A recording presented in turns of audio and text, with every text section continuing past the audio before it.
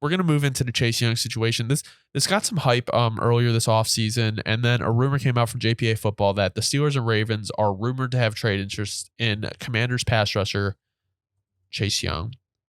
Washington declined his 5th-year option. He's entering a prove-it season. I just do want to point out, because I've been thinking about this. Okay. 2 of the top 3 Commanders contracts are on the D-line. Darren Payne. Hold on. Let me go to the YouTube, because we got to I'm just going to say Darren Payne. I could be wrong. I know you're talking about, bro, actually. You saw it, right? Okay. Yes, bro. So he just signed a 4-year, $90 million extension.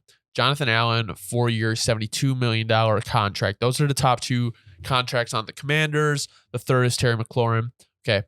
Chase Young and Montez Sweat were both drafted the same year. So both their contracts expire next year. They declined Chase Young's 5th-year option. Montez Sweat, I don't believe was a first-round pick. So I don't think they have a 5th-year option for him. But you could argue Montez Sweat has been a more productive, healthier player for them. So absolutely. They're like, I guess my thing is like, your top 5 contracts on your team, like, are they all going to be on the D line? Like, I feel like you have to spread the money out a little bit more. So it's like, I feel like Chase Young is kind of the odd man out here. So like, somehow, I mean, can you imagine saying that a few years ago? No, I couldn't. Ballistic. But that's what I'm saying. Like, he seems like the most obvious, like, in my opinion, like a trade candidate. But this is a situation that I thought about the other day. Okay. New ownership. Commanders really haven't performed. Ron Rivera really hasn't performed.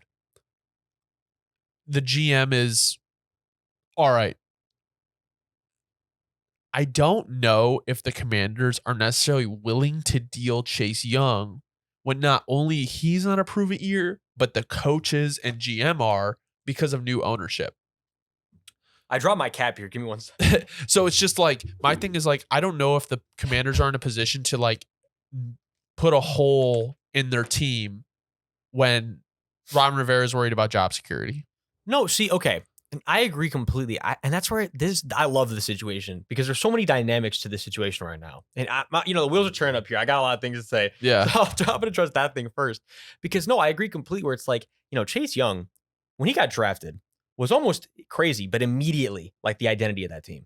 I mean, really, was he not? He had a great rookie year. I mean, right? He had a good rookie. And not only that, he was one of the most legendary, I don't want to say legendary, but dominant college edge rushers I've seen in my lifetime. I mean, like, he was just going crazy every single game. I mean, like, just absolutely, you knew. He was like the biggest, he was like the talk of the town. I mean, yeah, at the time, no doubt, blue chip prospect. I mean, like, just 100%. Oh, no. Montez Sweat was a first-round pick. See, I had a feeling that. My bad. I was supposed to, I literally wanted to fact check you in the middle of saying that, and I just, for some reason, just like didn't type it because I was listening so much to what you were saying. I would assume they picked up his 5th-year option then. No, I do believe so.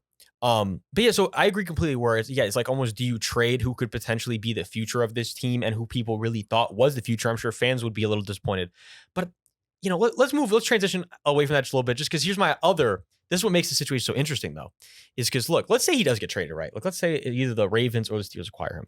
Well, number one, what jumps up to me right away is like, okay, if he goes to the Ravens, I'm sure what the Braves will be planning to do is, Tyus Bowser, solid little backup going on. We like you there, but you're not going to be starting anymore, right? Chase Young takes your spot, still playing on the outside. So Chase Young still playing like the outside linebacker role, play on the outside, right?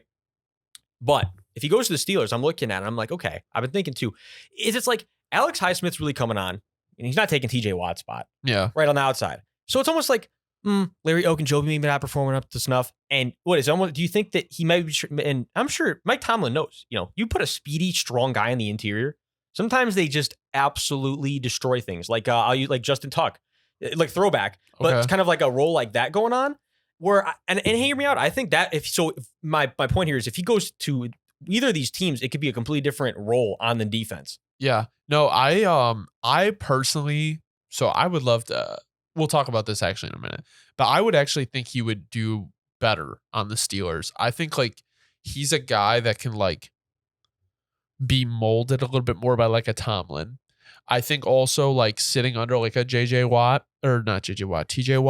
would do him wonders. And like, he just, in my opinion, fits more of like, I mean, you remember like when Do you remember when Tomlin went up to Chase Young? He's like, I never want to be drafting as high to get you. For some reason, I just felt like I'm telling you, bro, I literally had a feeling this was going to happen when I saw that clip, like throwback shit, bro. I just think like he would fit really well under Tomlin. The Ravens, yeah, I get it would make their defense better. Like, I'm not going to lie. Like, but I just think like the Steelers really make the most sense. Now, to get in off the fantasy land, like, I would love to see the Bears make a play for him because he's still young. Chase Young is still young. Yo. So it's like, and the Bears need edge help. They need edge help desperately. I don't know. Vibe with Justin. Oh, I think they're friends. So, Chase Young's only 24. He meets like the RAS requirements that the relative athletic score that polls looks for. I think he would fit well on the Bears. The only thing is injury. A lot of people talk about like the best ability is the availability, and he just hasn't been that. So I think the Steelers make the most sense. I would love to see him on the Bears. Ravens would be a nice addition too. I guess my question for you, Dobbs, is what do you think his trade value is? We'll see. Okay, and so then again, that more than anything, I think brings us over to Chase Young's stats over here. So again, like we said, that rookie year, loved it. I mean, defensive rookie of the year. He added tons of value to that defensive line. I mean, not only was he, again, the sack number is nothing crazy, 7.5 sacks. It's not eye popping. Yeah. But it was more of so some guys are just relentless pressure guys. They force your play call to be different. They force a lot of things to be different. That's how Chase Young really was that rookie year. And you're like, okay, we have a future all-pro prospect, right? Like for sure. Right. What's crazy is that was so far the ceiling of his career. And things have only gone down since here, as we know. I mean, okay, and then the year after that, 1.5 sacks. So let's put that in perspective. He's had 1.5 sacks in the last 2 seasons.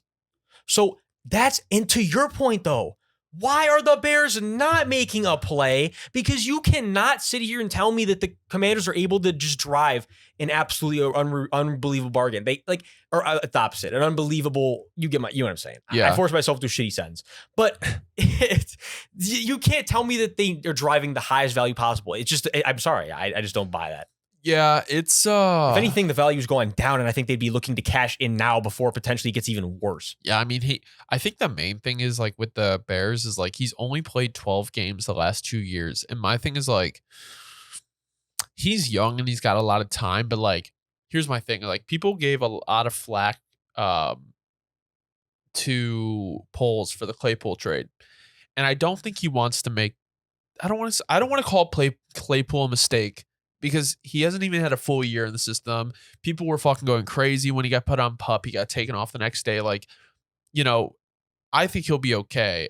I'd be okay. It is what it is. The trade happened. I just don't think Poles wants to take a risk on a guy right now. Especially because it's like we have so much draft capital. But I don't know. I think the Steelers can almost afford that risk.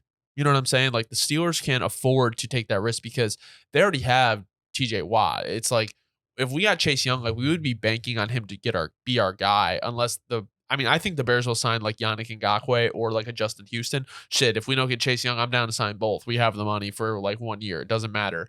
But it's just like it's kind of like the Jalen Carter situation. If we were to have drafted Jalen Carter, we would have been counting on him to be the guy. In Philly, he doesn't have to be that guy, and he's surrounded by teammates. So it's like there's less pressure on that guy to perform. He makes more sense to me on the Steelers. Love to have him on the Bears, though. No, and last thing on this, but if you're going to cheese good, it's true. And I agree with everything you said. Don't get me wrong. But hear me out for a sec, bro. Yeah. In this week, I was really about to say in this week. Like just I had to cheese about that. No, bro, in this league, jokes aside, you have got to take risks to succeed. You do. I mean, like seriously, like you have to. Every great team, there's at least one moment of the year, whether it's in the preseason when someone makes a trade, or it's in the Super Bowl when they make an onside kick at halftime. Like you got to take. There's got to be a moment in the year where it's just somewhere they're like, "What? Unbelievable!" They took a risk. It worked. Sometimes you sign a guy with injury concerns and ends up being the best signing.